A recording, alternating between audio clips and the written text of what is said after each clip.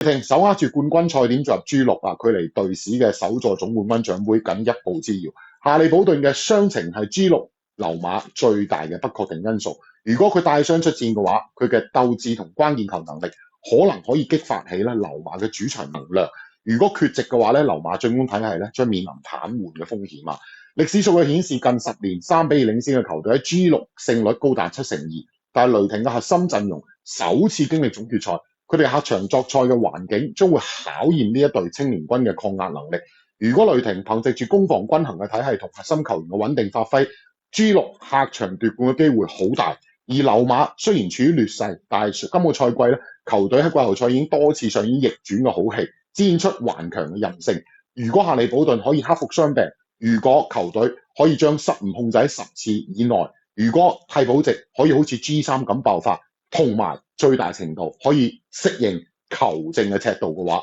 仲係有機會將比賽拖入搶七嘅。